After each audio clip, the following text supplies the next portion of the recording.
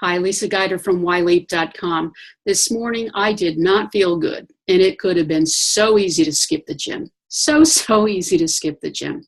But I'd made a promise to myself that I'd go and that I would keep working on it, and I wanted to take some weight off and just get into better shape. So I kind of dragged my sorry ass down there, did my workout, rocked out to Beyonce, and felt so much better 45 minutes later. Still got my water bottle, didn't get cleaned up yet, but wanted to talk to you about something because I think it's really, really important, and it's about follow-up. Follow up to yourself when you make a promise to yourself that you're going to do something, but also, especially in your business, in your professional role, follow up in terms of that. Lately, I've been seeing a lot of people that don't follow up with things. They make a promise, they say they're going to send something, they don't send it. They say they're going to call, they don't call. They're going to get something done, they don't get it done. Now, we all have life happen, and if that does happen and it's sincere and it interferes, then you got to give people a quick heads up, okay? Just don't ignore it, all right? Otherwise, you're leaving money on the table. You're letting your customers think that you don't care about them, that they're just a commodity because someone else is more important. And you're also just not being true to yourself. You've said you were going to do something, and you really need to do it. I want to tell you a quick story about a contractor that I hired who is the epitome of follow-up, okay?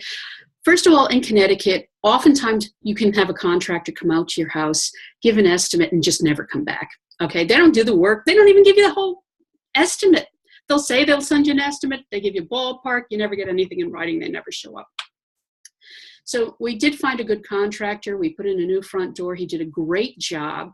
And I was so excited to come home that night, see my new front door. And I was driving down the street, so excited to see it. And nobody in the house put the front light on, so I couldn't see it. I had to go back in the house, turn the light on, run down to the street, see what it looked like. Looked great.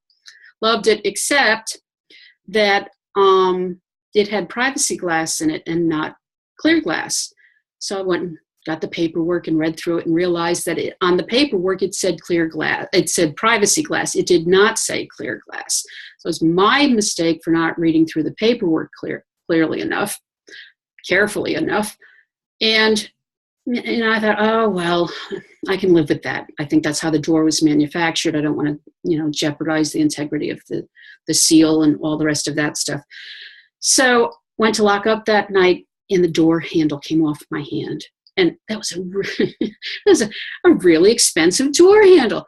So I called the guy the next morning, it was Saturday morning, and he apologized profusely, said that absolutely shouldn't have happened. And he had somebody at my house within 20 minutes to fix it.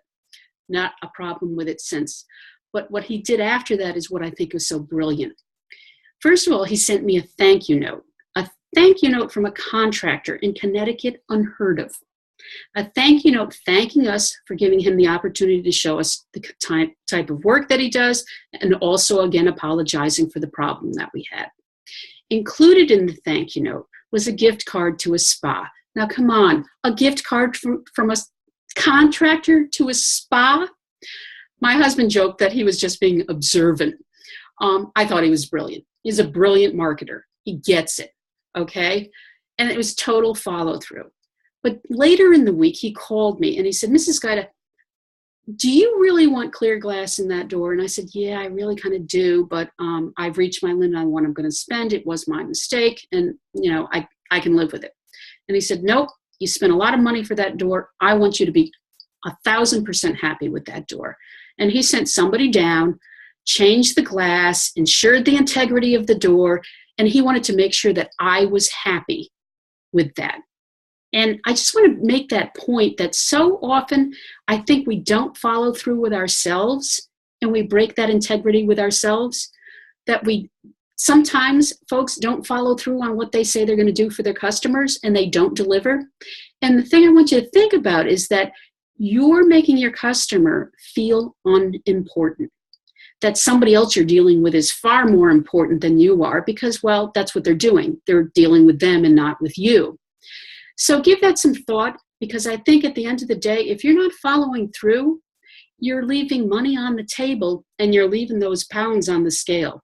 So thanks. If you want to know more about what we're up to, check us out, yleap.com. Thank you.